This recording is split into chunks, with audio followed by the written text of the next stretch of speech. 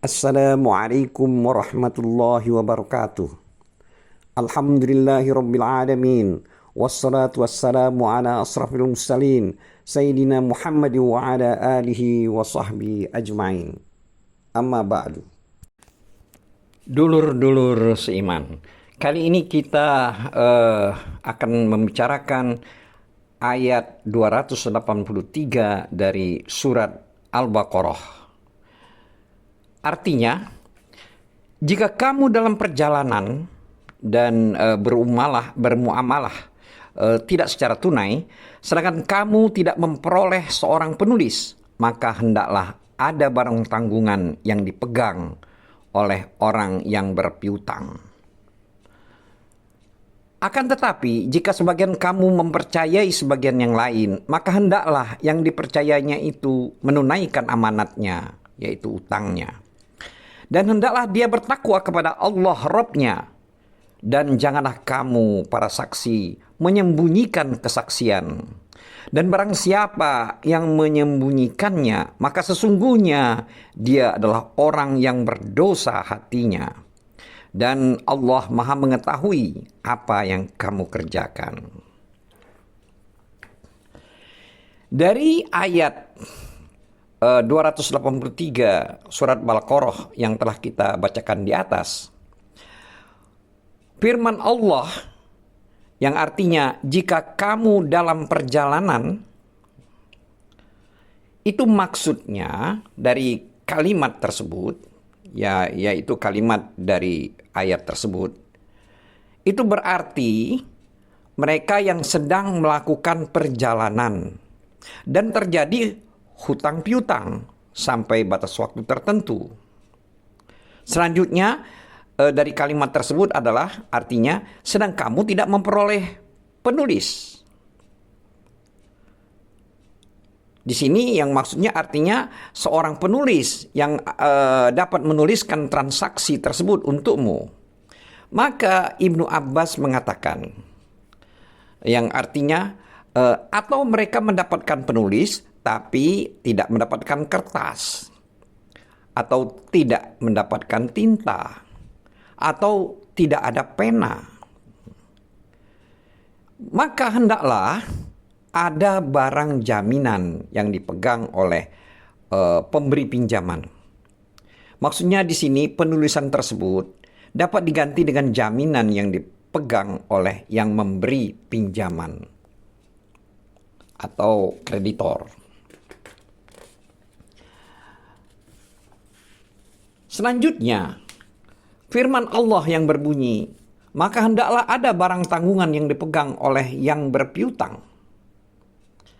Jadi maksud daripada ayat tersebut adalah ayat tersebut dapat dijadikan sebagai dalil yang menunjukkan bahwa jaminan harus merupakan sesuatu yang dapat dipegang. Sebagaimana yang menjadi pendapat dari Imam Syafi'i dan jumhur ulama. Dan ulama lain menjadikan ayat tersebut sebagai dalil bahwa barang jaminan tersebut harus berada di tangan orang yang memberikan pinjaman atau gadai. Ini merupakan riwayat dari Imam Ahmad. Sekelompok ulama lainnya juga berpendapat demikian. Kemudian sebagian ulama salaf menjadikan ayat ini sebagai dalil bahwa barang jaminan itu disyariatkan dalam transaksi di perjalanan saja. Jadi hanya merupakan transaksi di dalam perjalanan saja. Demikian pendapat yang dikemukakan oleh Mujahid dan ulama lainnya. Dalam As-Sahihain telah dinukilkan, yaitu dari Anas bin Malik radhiyallahu anhu, yang artinya bahwa Rasulullah SAW meninggal dunia, sementara baju besinya masih digadaikan kepada seorang Yahudi dengan imbalan 30 wasak gandum. Beliau menggadaikannya untuk memberi makan keluarganya. Dalam riwayat lain disebutkan, maksudnya dari seorang Yahudi di Madinah. Jadi seorang Yahudi Madinah. Dan dalam riwayat As-Syafi'i beliau menggadaikan pada Abu Syaham al-Yahudi. Penjelasan ini terdapat dalam kitab Al-Ahkamul Kabir. Adapun firman Allah yang artinya, akan tetapi jika sebagian kamu mempercayai sebagian yang lain, maka hendaklah yang dipercayai itu menunaikan amanahnya atau utangnya. Mengenai makna dari kalimat dari ayat tersebut di atas, yang terkait dengan tersebut adalah riwayat atau diriwayatkan dari Ibnu Abi Hatim dengan sanad jayyid dari Abu Sa'id Al-Khudri. Beliau mengatakan bahwa ayat ini telah dinasakh oleh ayat sebelumnya. Dulur-dulur seiman, Imam Asy-Sya'bi mengatakan, jika kalian saling mempercayai, maka tidak ada dosa bagi kalian untuk tidak menulis dan tidak mengambil kesaksian. Firman Allah lebih lanjut itu mengatakan, yang artinya, dan hendaklah dia bertakwa kepada Allah, Rabb-nya. Demikian arti dari kalimat daripada ayat tersebut. Maksudnya adalah orang yang dipercaya atau diberi amanat tersebut haruslah bertakwa kepada Allah.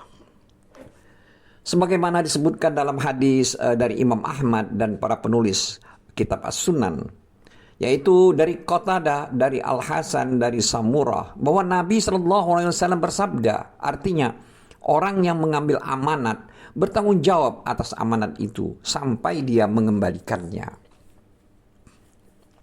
Sebagai keterangan, hadis tersebut didaifkan oleh Syekh Albani dalam kitab Daiful Jami 3737. Dulur-dulur seiman, adapun firman Allah selanjutnya yang artinya, dan janganlah kamu para saksi menyembunyikan kesaksian. Maksud dari kalimat dari ayat tersebut adalah, janganlah kamu menyembunyikan atau melebih-lebihkan, dan jangan pula mengabaikannya. Di sini Ibnu Abbas dan ulama lainnya mengatakan, yang artinya kesaksian palsu merupakan salah satu dosa besar yang paling besar. Demikian juga menyembunyikannya. Oleh sebab itu Allah Subhanahu wa taala berfirman yang artinya, dan barang siapa menyembunyikannya maka sesungguhnya dia adalah orang yang berdosa hatinya. Terkait dengan ayat ini, kalimat dari ayat ini, maka As-Suddi mengatakan yang dimaksud orang yang berdosa hatinya yaitu orang yang jahat hatinya. Karena ini maknanya sama dengan firman Allah surat Al-Maidah ayat 106 yang artinya, dan tidak pula kami menyembunyikan persaksian Allah. Sesungguhnya kami kalau demikian tentulah termasuk orang yang berdosa. Serta juga sama dengan firman Allah yang artinya, hai orang-orang yang beriman, jadilah kamu orang yang benar-benar penegak keadilan, menjadi saksi karena Allah, walaupun terhadap dirimu sendiri atau ibu bapak dan kaum kerabatmu. Jika dia kaya ataupun miskin, maka Allah lebih mengetahui kemaslahatannya. Maka janganlah kamu mengikuti hawa nafsu karena ingin menyimpang dari kebenaran. Dan jika kamu memutarbalikkan kata-kata atau enggan menjadi saksi, maka sesungguhnya Allah adalah Maha mengetahui segala apa yang kamu kerjakan. Ayat 135 dari surat An-Nisa. Demikian juga dalam surat Al-Baqarah yang telah kita sebutkan ini, Allah juga berfirman yang artinya, dan janganlah kamu para saksi menyembunyikan kesaksian. Dan barang siapa yang menyembunyikannya, maka sesungguhnya dia adalah orang yang berdosa hatinya. Dan Allah Maha mengetahui apa yang kamu kerjakan.